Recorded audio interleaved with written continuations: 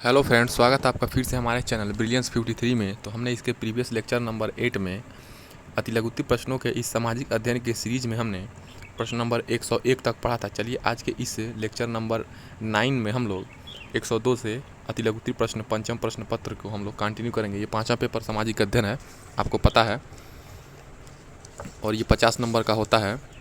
ये प्रथम सेमेस्टर वाले स्टूडेंट, ठीक है, जल्दी से उनके साथ शेयर कर दीजिए इस वीडियो को। और इस वीडियो को डिस्क्रिप्शन बॉक्स में टेलीग्राम का लिंक है, वहाँ से PDF डाउनलोड कर लीजिए क्लास का जो भी चल रहा है। और paper first, paper second, paper third, paper fourth का प्लेलिस्ट लिंक और सीटेट एग्ज़ाम आने वाला है उसका प्लेलिस्ट का लिंक है, वहाँ से जाइए और अपना तैयारी करिए। चलिए शुरू करते हैं इसको आज। वर्ण व्यवस्था के अंतर्गत किन लोगों को क्षत्रिय कहा जाता था? आपको पता है वर्ण व्यवस्था चल रही थी पहले, ब्राह्मण, क्षत्रिय, वैश्य, शूद्र 4 वर्ण हुआ करते थे। तो जो लोग शत्रुओं से युद्ध करते थे तथा अपनी प्रजा की रक्षा करते थे उन्हें क्या कहा जाता था? क्षत्रिय कहा जाता था। प्रश्न नंबर 103 क्या है? प्राचीन भारत के 2 महाकाव्यों का नाम लिखिए। तो प्राचीन भारत में 2 महाकाव्यों क्या है? महाभारत को क्या कहा जाता था? जय संहिता। महाभारत का पूरा नाम क्या है? जय संहिता। और रामायण भी, यानी कि महाभारत और रामायण क्या है? भारत के, प्राचीन भारत के 2 महाकाव्य, फेमस महाकाव्य है, ठीक है। प्रश्न नंबर 104 क्या है? विश्व दुखों से भरा है, यह सिद्धांत बुद्ध ने कहाँ से प्राप्त किए? यानी कि ये पूरा संसार क्या है? दुख से भरा हुआ है, यह सिद्धांत बुद्ध कहाँ से प्राप्त किए थे? तो ये उपनिषद से वो प्राप्त किए थे। जैन धर्म के संस्थापक कौन थे? ये प्रश्न नंबर 105 देखिए, जैन धर्म के संस्थापक कौन थे? तो ऋषभदेव क्या थे? प्रथम तीर्थंकर थे। 24 तीर्थंकर हुए हैं जैन धर्म में, तो पहले आपके ऋषभदेव थे, ठीक है। तो वही जैन धर्म के संस्थापक थे। ये प्रश्न देखिए 2019 और 2022 में पूछा है, 2021 में फर्स्ट सेमेस्टर का एग्जाम नहीं हुआ था। प्रश्न नंबर 106 देखिए क्या है? जैन धर्म के 23वें तथा 24वें तीर्थंकर कौन थे? पहले आपके ऋषभदेव हो गए, ठीक है, वो क्या हो गए? आपके संस्थापक हो गए। ऋषभदेव आपके संस्थापक हो गए, ठीक है। और जैन धर्म के 23वें तीर्थंकर आपके पार्श्वनाथ, 24वें महावीर स्वामी जी थे, ठीक है। वो महावीर स्वामी क्या, बचपन का नाम क्या था? वर्धमान। महावीर स्वामी को वर्धमान भी कहते हैं। प्रश्न नंबर 107 देखिए आ गया, प्रश्न नंबर 107 नेक्स्ट।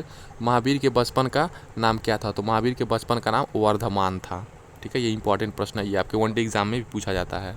ये जो भी आप सामाजिक अध्ययन पढ़ रहे हैं ये आपको यूपी टेट, सी टेट और जो भी आप वनडे एग्जाम्स, कोई भी गवर्नमेंट एग्जाम की तैयारी करते हैं उसमें ये पेपर बहुत इंपॉर्टेंट है। इससे मैक्सिमम क्वेश्चन पूछे जाते हैं, ये आपका बेस मजबूत करता है। इसीलिए सामाजिक अध्ययन के भी सिलेबस को आप लोग अच्छे से पढ़िए।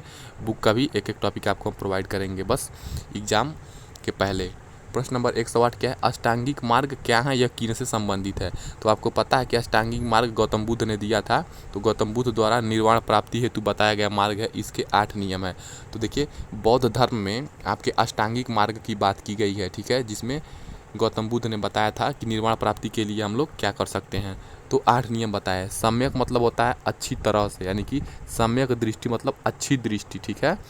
सम्यक दृष्टि अच्छी दृष्टि, सम्यक स्मृति अच्छी स्मृति यानी कि अच्छी मेमोरी, सम्यक संकल्प अच्छा संकल्प, ठीक है, सम्यक वाक अच्छी वाचन, ठीक है, सम्यक कर्मांत अच्छी कर्मांत, सम्यक सम्यक आजीव, सम्यक आजीव, सम्यक व्यायाम, सम्यक समाधि। देखिए सम्यक सब में जुड़ा हुआ है, तो हमको क्या याद करना है? दृष्टि, स्मृति, संकल्प, वाक, कर्मांत, आजीव, व्यायाम, समाधि। तो ये हमको 8 अष्टांगिक मार्ग गौतम बुद्ध ने निर्वाण प्राप्ति के लिए बताया था बौद्ध धर्म में। प्रश्न नंबर 109 क्या है? देखिए 109 है आपका, पाषाण युग को कितने भागों में बांटा गया है? तो आपको पता है पाषाण युग को 3 भागों में बांटा गया है। पूरा पाषाण काल में आग की खोज हुई, उसके बाद मध्य पाषाण काल आया, ठीक है, उसके बाद नव पाषाण काल में आपका पहिए का आविष्कार और कुत्तों को पालतू जानवर बनाया गया, ठीक है, ये आपकी हुआ था नवपाषाण काल में।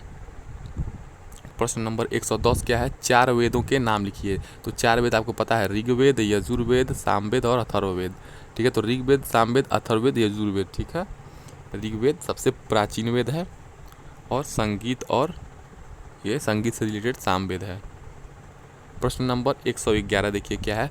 सप्त सैंधव के अंतर्गत आने वाली नदियों के नाम लिखिए, अथवा सप्त सैंधव की किन्हीं 2 नदियों के नाम लिखिए। यानी कि सप्त सैंधव देखिए क्या था? सप्त सैंधव क्या हो जाएंगी? सिंधु नदी, सरस्वती, सतुद्री को सतलज यानी कि सतलज को क्या कहते थे? सतुद्री कहते थे। वितस्ता यानी कि झेलम, आशिकनी यानी कि चिनाब, परुसड़ी यानी कि रावी, रावी क्या है? परुसड़ी है। ब्यास को बिपाशा कहते थे। ये सब क्या है? सप्त सैंधव नदियाँ हो जाएंगी। चलिए एक बार और याद करते हैं। सिंधु नदी, सरस्वती, सतुद्री सतलज, वितस्ता यानी झेलम, आशिकनी यानी चिनाब, परुसड़ी यानी कि रावी, बिपाशा यानी कि ब्यास। तो प्रश्न नंबर 112 देखिए क्या है। तो इस प्रकार हम लोग देखिए अति लघुत्तरीय प्रश्नों को धीरे धीरे हम लोग पढ़ते चले जा रहे हैं और ये हमारे फर्स्ट सेमेस्टर के पॉइंट ऑफ व्यू से बहुत ही इंपॉर्टेंट है, प्रैक्टिस सेट है। प्रश्न नंबर 112, ऋग्वेद के अधिकांश मंत्रों में से किस देवता का वर्णन है? जो बाल विकास शिक्षण अधिगम गणित और विज्ञान का तैयारी नहीं कर पाए हैं, इस वीडियो के डिस्क्रिप्शन बॉक्स में उसका प्लेलिस्ट का लिंक है, वीडियो का डायरेक्ट लिंक है, जाइए लाइन बाय लाइन आप लेक्चर 1 से स्टार्ट करिए और उसे देखते चले जाइए। आशा करते हैं आपको एक भी प्रश्न नहीं छूटेगा, आपको सारे प्रश्न वहाँ से मिल जाएंगे। तो ऋग्वेद के अधिकांश मंत्रों में किस देवता का वर्णन है? तो ऋग्वेद के अधिकांश मंत्रों में अग्नि, मित्र, इंद्र, वरुण आदि देवताओं की स्मृति में रची गई प्रार्थनाओं का संकलन है। तो ऋग्वेद सबसे प्राचीन वेद है। तो ऋग्वेद में आपके क्या हो जाएंगे? अग्नि, मित्र, इंद्र, वरुण ये सब देवताओं की क्या है? स्मृति में रची गई प्रार्थनाओं का संकलन है, उनके याद में रची गई प्रार्थनाएं हैं। ठीक है। प्रश्न नंबर 113 देखिए क्या हो जाएगा। देखिए प्रश्न नंबर 113, सैंधव कालीन मुहरें हमें क्या जानकारी देती हैं? तो विभिन्न धातु से बनी मुहरों पर बने भैंस, सांड, बाघ तथा गैंडे के चित्र इस काल के द्योतक हैं। तो सैंधव कालीन मुहरें हमें क्या जानकारी देते हैं? उस समय जो भी विभिन्न धातु से मुहरें बनी हुई हैं, चिन्ह बने हुए हैं, संकेत बने हुए हैं, ठीक है, मॉडल्स बने हुए हैं, भैंस, सांड, बाघ तथा गैंडे के चित्र इस काल के हमको क्या है? द्योतक हैं। इस काल के बारे में, सैंधवकालीन सभ्यता के बारे में, सैंधवकालीन सामाजिक राजनीतिक स्थिति के बारे में हमें बताते हैं। और ये बताते हैं कि सिंधुवासी क्या थे? कुशल कारीगर रहेंगे तभी वो धातु से क्या करेंगे? काट काट करके वहाँ पे चित्र अंकित करेंगे और मुहरें बनाएंगे। तो ये एक कुशल कारीगरिता का सैंधवकालीन मुहरें उनको प्रमाणित करती हैं। ठीक है। प्रश्न नंबर 114 देखिए क्या है। खगोल शास्त्री किन्हें कहते हैं? ठीक है, खगोल शास्त्री किसे कहते हैं? देखिए जो वैज्ञानिक ब्रह्मांड के विषय में जानकारी रखते हैं वे खगोल शास्त्री कहलाते हैं। ठीक है, एस्ट्रोनॉट्स कहलाते हैं। ठीक है, इंग्लिश में क्या कहते हैं? एस्ट्रोनॉट्स। ठीक है, एस्ट्रोनॉट्स।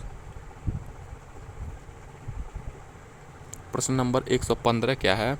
अंतरिक्ष में पहुंचने वाले भारतीय राकेश शर्मा ने कब और किस अंतरिक्ष यान में यात्रा की थी? तो आपको पता है कि अंतरिक्ष में सबसे पहले स्पेस में भारतीय राकेश शर्मा ने कब और, तो भारत तथा सोवियत संघ द्वारा संयुक्त अंतरिक्ष अभियान यानी कि ज्वाइंट स्पेस मूवमेंट था ये। ठीक है, किसका था ये? भारत और सोवियत संघ दोनों मिल करके संयुक्त अंतरिक्ष अभियान चलाए थे, जिसमें राकेश शर्मा ने अंतरिक्ष यान सोयूज T2, ठीक है, सोयूज T2 यानी कि जब राकेश शर्मा अंतरिक्ष में जा रहे थे तो भारत और सोवियत संघ के बीच जो संयुक्त अंतरिक्ष अभियान हुआ था उसमें जो यान यूज़ किया गया था, जो भी स्पेस रॉकेट था जाने वाला, उसको सोयूज T2 1984 में भेजा गया था। 1984 में उसी से वो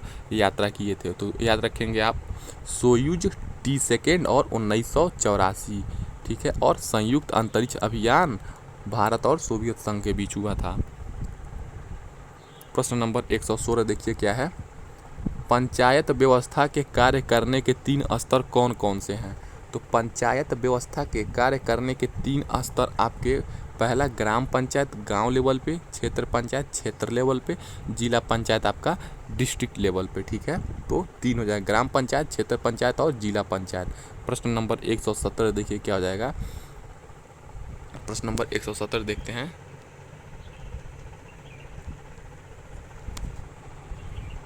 भूमध्य रेखा किसे कहते हैं? ठीक है, भूमध्य रेखा के बारे में देखिए हम लोग जानते हैं कि पृथ्वी को ध्रुवों में बांटने वाली रेखा को भूमध्य रेखा कहते हैं। देखिए पृथ्वी को ध्रुवों में, तो ये जो देखिए ये जो 0 डिग्री अक्षांश रेखा है,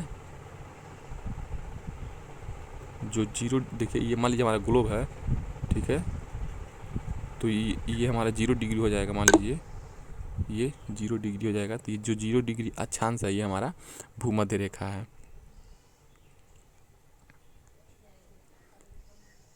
118 प्रश्न क्या है, मकर रेखा किसे कहते हैं? तो मकर रेखा को, मकर वृत्त, तो 23.5 डिग्री दक्षिण अक्षांश को मकर रेखा कहते हैं। देखिए मैंने आपको बताया था कि, एक सेकंड, ये आपका नॉर्थ है, यानी कि उत्तरी ध्रुव है, ये आपका दक्षिणी ध्रुव है, और ये भूमध्य रेखा है। तो आपको पता है ये 0 डिग्री है भूमध्य रेखा, तो इसको 0 डिग्री अक्षांश कहते हैं। और इसके समानांतर ऊपर उत्तर में, और इसके समानांतर इधर उत्तर में, इधर दक्षिण में हम जो भी इसके समानांतर रेखाएं खींचते हुए चले जाएंगे उसे हम क्या कहेंगे, वो अक्षांश कहेंगे, ठीक है। तो उसी प्रकार आपका मकर रेखा, देखिए मकर रेखा क्या हो जाएगा, मान लीजिए यहाँ पे 23.5 डिग्री दक्षिण में, ठीक है, 23.5 डिग्री दक्षिण में आप अक्षांश रेखा खींचते हैं, दक्षिणी अक्षांश, 23.5 डिग्री दक्षिणी अक्षांश आपका क्या हो जाएगा, मकर रेखा या मकर वृत्त कहेंगे, ठीक है। प्रश्न नंबर 119 देखिए क्या हो जाएगा। 119 है, ग्रैंड ट्रंक रोड किसने बनवाई थी? तो ग्रैंड ट्रंक रोड आपका शेरशाह सूरी ने बनवाया था। प्रश्न नंबर 120 क्या है, सबसे छोटे महाद्वीप का नाम लिखिए। तो सबसे छोटे महाद्वीप आपका ऑस्ट्रेलिया महाद्वीप है। क्षेत्रफल के आधार पर सबसे छोटा महाद्वीप ऑस्ट्रेलिया महाद्वीप, और अंटार्कटिका महाद्वीप जनसंख्या के आधार पर क्या है, अंटार्कटिका महाद्वीप। देखिए जो सबसे छोटे महाद्वीप अगर क्षेत्रफल के आधार पर देखेंगे तो आपका ऑस्ट्रेलिया महाद्वीप है, और सबसे बड़ा आपका एशिया महाद्वीप है, चूँकि एशिया महाद्वीप 30% पूरे विश्व का भौगोलिक क्षेत्र का आवरण होता है, मान के चलिए, ठीक है। और 48 देश उसमें होते हैं एशिया देश में, तो वो भी क्षेत्रफल के आधार पे बड़ा हो जाएगा, और क्षेत्रफल के आधार पे छोटा आपका ऑस्ट्रेलिया महाद्वीप।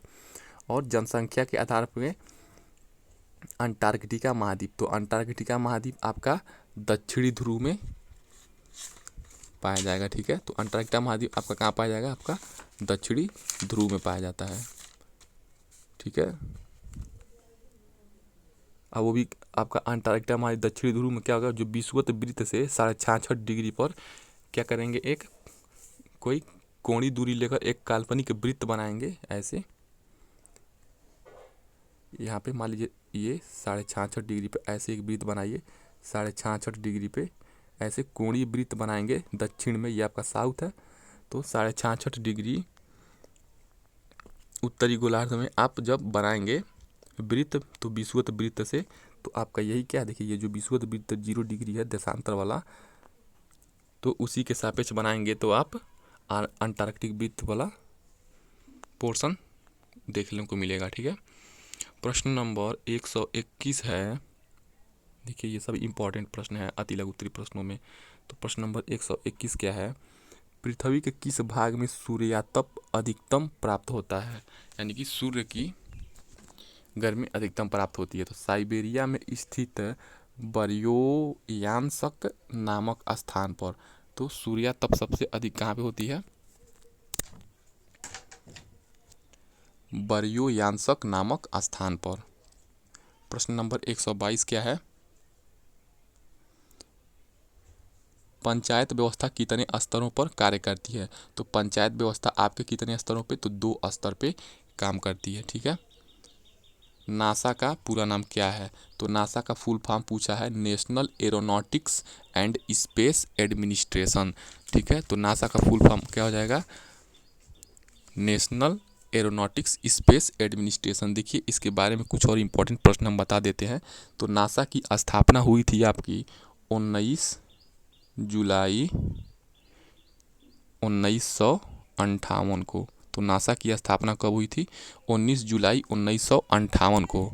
और इसका अधिकार क्षेत्र कहाँ पर, कौन सा सरकार के अंडर आता है ये, तो अमेरिका के सरकार के अंडर में आता है। और इसका मुख्यालय आपका कहाँ पे है, वाशिंगटन, ठीक है, वाशिंगटन डीसी में इसका क्या है, मुख्यालय है नासा का, ठीक है। इसको क्या कहते हैं हिंदी में, राष्ट्रीय वैमानिकी और अंतरिक्ष प्रबंधन, ठीक है। क्या कहेंगे, राष्ट्रीय वैमानिकी और अंतरिक्ष प्रबंधन।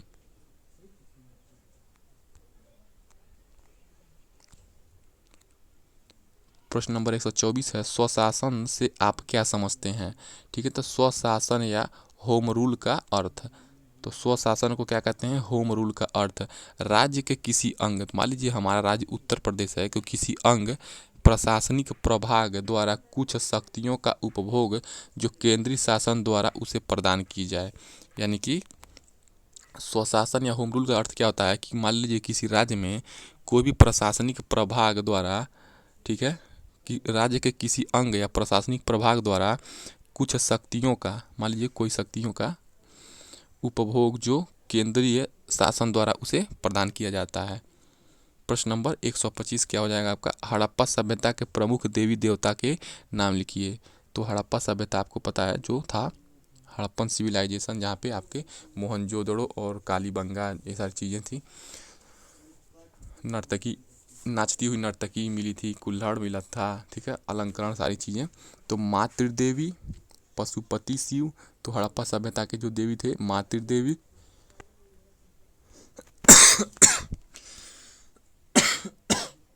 मातृदेवी, पशुपति शिव, प्राकृतिक शक्ति। तो यहाँ पे आपके हड़प्पा सभ्यता के देवी देवता कौन थे? मातृदेवी, पशुपति शिव, प्राकृतिक शक्ति। देखिए ये आपके दो देवता हो गए, मातृदेवी और पशुपति देवी। और प्राकृतिक देवता कौन कौन से थे हड़प्पा सभ्यता में? सूर्य को माना जाता था प्राकृतिक देवता, अग्नि यानी कि आग को, जल को।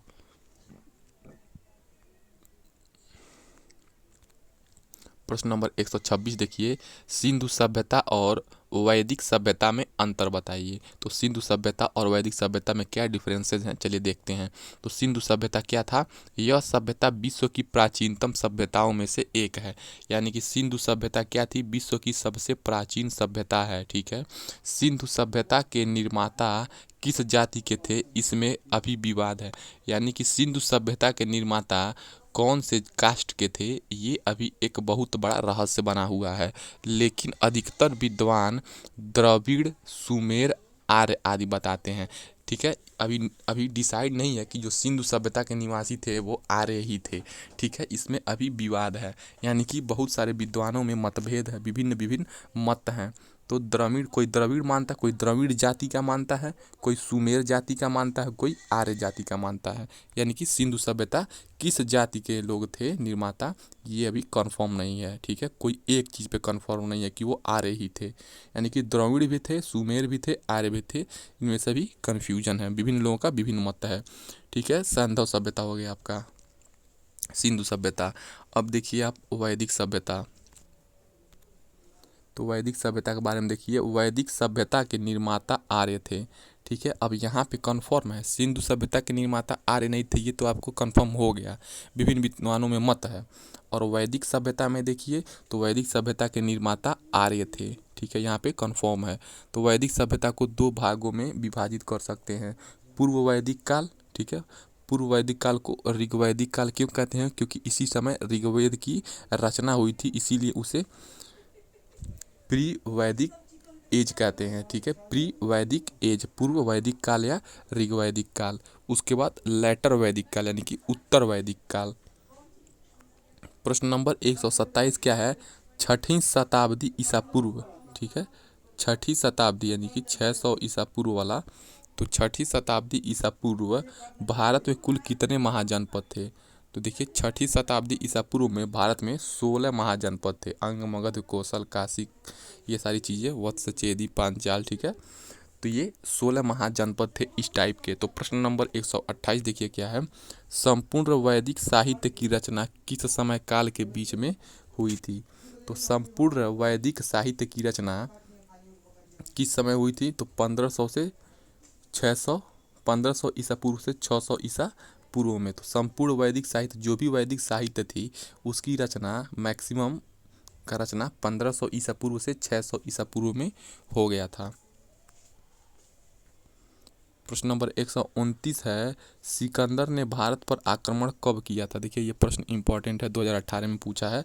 तो सिकंदर ने भारत पर आक्रमण 326 ईसा पूर्व में किया था, ठीक है। तो सिकंदर ने भारत पर आक्रमण कब किया था? 326 ईसा पूर्व में।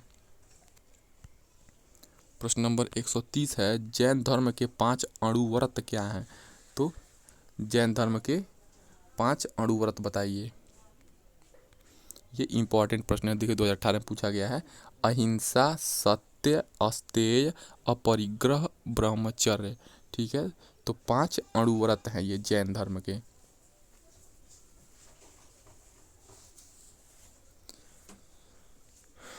तो अहिंसा हो गया, सत्य हो गया, अस्तेय हो गया, अपरिग्रह हो गया और ब्रह्मचर्य हो गया। प्रश्न नंबर 131 है, बौद्ध धर्म का मूल आधार क्या है? लिखिए। तो बौद्ध धर्म का मूल आधार अहिंसा है।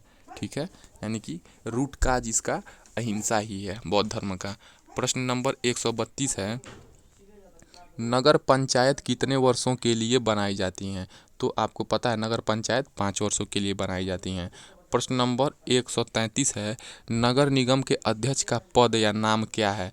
तो नगर निगम के अध्यक्ष को हम लोग क्या कहते हैं? मेयर या महापौर। मेयर इंग्लिश नाम है और हिंदी नाम महापौर है। प्रश्न नंबर 134 क्या है, कृषि का आरंभ किस काल में हुआ था? तो कृषि का और पहिए का आविष्कार आपका नवपाषाण काल में हुआ था। ठीक है, ये फैक्ट याद रखेंगे। प्रश्न नंबर 135 क्या है, मेसोपोटामिया किस भाषा का शब्द है? तो मेसोपोटामिया 2 शब्दों से मिलकर बना है, मेसो प्लस पोटामिया। मेसो मतलब हो जाएगा आपका, पोटामिया का अर्थ हो जाएगा, मेसोपोटामिया का अर्थ आपका 2 नदियों के बीच का क्षेत्र। तो यूनानी भाषा का शब्द है मेसोपोटामिया। 136 नंबर का प्रश्न है, हर्यक वंश की स्थापना किसने की थी? तो हर्यक वंश की स्थापना बिंबिसार ने की थी। ये आपका इंपॉर्टेंट प्रश्न है, हर्यक वंश की स्थापना बिंबिसार ने की थी। प्रश्न नंबर 137 क्या है, पैगोडा क्या है? तो पैगोडा एक प्रकार का बौद्ध मंदिर है। ठीक है, ये आप कमेंट बॉक्स में बताइए कि पैगोडा प्रेजेंट टाइम में कहाँ पे है। तो पैगोडा क्या है? एक बौद्ध मंदिर है। ये आप लोग फैक्ट याद रखेंगे। प्रश्न नंबर 138 क्या है, भारत में जनसंख्या वृद्धि के कारण लिखिए। तो इसके बहुत सारे कारण हैं, कोई 1-2 कारण आप लोग लिख सकते हैं। सबसे पहले यहाँ पे लिटरेसी रेट बहुत कम है, साक्षरता का अभाव है, परंपरागत विचारों का प्रभाव है। ठीक है, तो साक्षरता का प्रभाव और परंपरागत विचारों का प्रभाव है। प्रश्न नंबर 139 है, राष्ट्रगान के रचयिता कौन थे? तो गुरुदेव रविंद्रनाथ टैगोर थे। ठीक है, प्रश्न नंबर 140 देखिए क्या है, वायुमंडल पृथ्वी से क्यों जुड़ा है? यानी कि मान लीजिए हमारा जो पृथ्वी है, मान लीजिए आपका जो अर्थ है, जहाँ पे इस टाइम से आप वीडियो देख रहे हैं, आपके ऊपर क्या है? वायुमंडल है। ठीक है, जिसमें विभिन्न प्रकार की गैसें हैं और बारिश, धूप, ठीक है, ये सारी विभिन्न घटनाएं होती हैं। तो वो क्यों हमसे जुड़ी हुई हैं? क्यों नहीं वो उड़ करके ब्रह्मांड में चली जाती हैं? तो पृथ्वी में क्या है? आकर्षण बल अधिक है। तो हमारे पृथ्वी के पास क्या है? आकर्षण बल है। और उस आकर्षण बल को हम लोग क्या कहते हैं? गुरुत्वाकर्षण बल, ग्रेविटेशनल फोर्स। वह अपने इस आकर्षण बल के कारण प्रत्येक वस्तु को अपनी ओर खींचती है। वायु गैसों के छोटे छोटे अणुओं से मिलकर बनी है। यानी कि जो एयर होता है आपका, एयर किससे मिला है? ये गैस के स्मॉल पार्टिकल से मिला है, गैस के स्मॉल पार्टिकल से मिलके बना है। जो एयर होता है आपका, गैस के स्मॉल पार्टिकल से मिलके बना है। अतः पृथ्वी की आकर्षण शक्ति, देखिए, अतः पृथ्वी की आकर्षण शक्ति वायु के इन कणों को आकर्षित कर वायुमंडल से पृथ्वी को जोड़े रखती है। यानी कि जो हमारा वायुमंडल है पृथ्वी से क्यों अटैच है? क्योंकि हमारे वायुमंडल में वायु जो है ना, वो छोटे छोटे अणुओं से, छोटे छोटे पार्टिकल से मिल के बना है। उन्हीं छोटे छोटे पार्टिकल्स को हमारी पृथ्वी के अंदर जो आकर्षण बल है, जो इंटरेक्शन फोर्स है, ठीक है, या जो अट्रैक्टिंग फोर्स है, या जो गुरुत्वाकर्षण बल है, उसके माध्यम से वायुमंडल को उन कणों को खींचे रहती है। इसीलिए हमारे वायुमंडल से पृथ्वी क्या रहती है? जोड़े रखती है। प्रश्न नंबर 141 क्या है, हाइड्रेस्पीज झेलम का युद्ध क्या है? हाइड्रेस्पीज झेलम का युद्ध का क्या है बताइए। तो सिकंदर को पंजाब के शासक पोरस के साथ युद्ध करना पड़ा, जिसे हाइड्रेस्पीज युद्ध कहा जाता था। तो सिकंदर जो था, सिकंदर वो पंजाब के शासक पोरस के साथ युद्ध किया था। आपको पता है सिकंदर कौन था ना? तो पंजाब के शासक पोरस के साथ युद्ध किया था, जिसे हाइड्रोस्पेसिस कहा जाता है। तो प्रश्न नंबर नेक्स्ट है 142, सौरमंडल में कितने ग्रह हैं? तो आपको पता है सौरमंडल में 8 ग्रह हैं, बुध, शुक्र, पृथ्वी, मंगल, बृहस्पति, शनि, अरुण, वरुण। सबसे लास्ट वरुण है, ठीक है। सबसे पहला बुध है, ठीक है। सबसे चमकीला ग्रह शुक्र है, नीला ग्रह पृथ्वी है, ठीक है। सबसे बड़ा ग्रह बृहस्पति है और यम को ग्रह के सौरमंडल से निकाल दिया गया है, उसे ग्रह नहीं माना गया। प्रश्न नंबर 143 देखिए, सौरमंडल से किस ग्रह को निकाल दिया गया? देखिए नेक्स्ट प्रश्न आ ही गया, ठीक है। तो सौरमंडल में पहले ग्रहों की संख्या 9 थी। तो सौरमंडल में सबसे पहले ग्रहों की संख्या 9 थी, परंतु अब क्या हो गए, एक निकाल दीजिए तो आपके 8 ग्रह हो गए। अब कौन निकाला गया? देखिए सौरमंडल से यम ग्रह को निकाल दिया गया है। यम को बौने ग्रह की श्रेणी में रखा गया है। यानी कि यम को क्यों निकाला गया? क्योंकि ये दूसरे के ग्रह के क्या करता था, कक्षा को, उसके परिपथ को, उसके ऑर्बिट को काट देता था। मतलब अपना कक्षा छोड़ के, मतलब अपना घर छोड़ के, अपना चक्कर लगाने वाले रास्ते को छोड़ के दूसरे चक्कर लगाने वाले ग्रहों के रास्ते पे चला जाता था। इसीलिए इसे बौने ग्रह की श्रेणी में रखा गया है। प्रश्न नंबर 144 क्या है? अनिश्वरवाद क्या है? ईश्वर को न मानना अनिश्वरवाद है। देखिए एक होता है ईश्वरवाद, यानी कि ईश्वर को मानना। अनि आपका लग गया है, ठीक है, उपसर्ग लग गया है, तो अनि मतलब मना करने के से रिलेटेड है उपसर्ग। तो ईश्वर को न मानना ही क्या है? अनिश्वरवाद है। इस संबंध में बौद्ध धर्म एवं जैन धर्म में समानता है। यानी कि जैन धर्म और बौद्ध धर्म में अनिश्वरवाद में समानता मानी जाती है। दोनों की विचारधारा अनिश्वरवाद की तरफ होती है। प्रश्न नंबर 145 देखिए, मंदाकिनी क्या है? तो देखिए तारों का एक ऐसा समूह जो धुंधला सा दिखाई पड़ता है एवं जो तारा निर्माण प्रक्रिया की शुरुआत का गैसपुंज होता है, मंदाकिनी कहलाता है। तो तारों का ऐसा समूह जो धुंधला सा दिखाई पड़ता है, ठीक है, और जो तारा निर्माण प्रक्रिया की शुरुआत का गैसपुंज होता है, उसे मंदाकिनी कहा जाता है। प्रश्न नंबर 146 देखिए, आकाशगंगा क्या है? तो ब्रह्मांड करोड़ों मंदाकिनियों से निर्मित है, ठीक है। तो पहले मंदाकिनी क्या हो जाएगा? तारों का समूह है जो धुंधला सा दिखाई पड़ता है, मंदाकिनी, और तारा निर्माण की प्रक्रिया शुरुआत का गैसपुंज होता है, ठीक है। यानी कि गैसों के पुंज से तारा का निर्माण होता है, और वो तारा का निर्माण पुंज जो होता है वो क्या होता है? ग्रुप बनाता है। पुंज मतलब ग्रुप। तो गैसों के पुंजों से तारा का निर्माण होता है, और वो जब तारे का निर्माण होने के बाद जो उनका भी एक समूह बन जाता है, उसे मंदाकिनी कहते हैं, ठीक। तो उसके बाद क्या होगा? ब्रह्मांड क्या? उसी प्रकार के ब्रह्मांड करोड़ों मंदाकिनियों से निर्मित है, ठीक है। ब्रह्मांड क्या है? उसी प्रकार के करोड़ों मंदाकिनियों से निर्मित है। हमारी पृथ्वी की अपनी एक मंदाकिनी है, जिसे आकाशगंगा कहा जाता है, ठीक है। आकाशगंगा क्या है? आकाशगंगा क्या है? हमारी पृथ्वी की मंदाकिनी है। ब्रह्मांड क्या है? करोड़ों मंदाकिनियों से निर्मित है। हमारी पृथ्वी को अपनी एक मंदाकिनी, जिसे आकाशगंगा कहा जाता है। प्रश्न नंबर 147 है, क्षुद्र ग्रह क्या है? मंगल एवं बृहस्पति ग्रह की कक्षाओं के मध्य कुछ छोटे आकाशीय पिंड हैं जो सूर्य की परिक्रमा कर रहे हैं, उसे क्षुद्र ग्रह कहते हैं। तो मंगल एवं बृहस्पति ग्रह की कक्षाओं के मध्य कुछ छोटे आकाशीय पिंड हैं जो उन्हें क्षुद्र ग्रह कहते हैं। प्रश्न नंबर 148 है, सिकंदर किसका शिष्य था? तो सिकंदर अरस्तु का शिष्य था। प्रश्न नंबर 149 है, सिकंदर के सेनापति का क्या नाम था? तो सिकंदर के सेनापति का नाम सेल्यूकस निकेटर था। प्रश्न नंबर 150 है, मोहनजोदड़ो की खुदाई के जनक कौन हैं?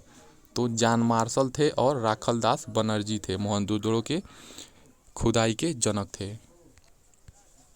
प्रश्न नंबर 151 है, पिरामिड का क्या आशय है? तो पिरामिड का आशय राजाओं के मकबरे से है, ठीक है।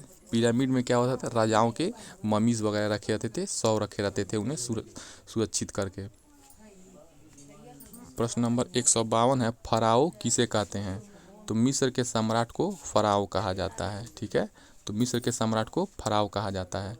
मम्मी का संबंध किस सभ्यता से? तो मम्मी का संबंध मिस्र की सभ्यता से है। इस प्रकार हमने 153 नंबर, लगभग ये आपका अति लघु उत्तरीय प्रश्नों का सीरीज खत्म हो गया है। तो चलिए जल्दी से वीडियो को like share subscribe dear first semester वाले स्टूडेंट के साथ शेयर कर दीजिए, और मिलते हैं हम लोग नेक्स्ट वीडियो बता दें आपको, इसके बाद नेक्स्ट वीडियो क्या आएगा, लघु आएगा कि अति लघु आएगा। तो देखिए अभी इसके बाद आपका आएगा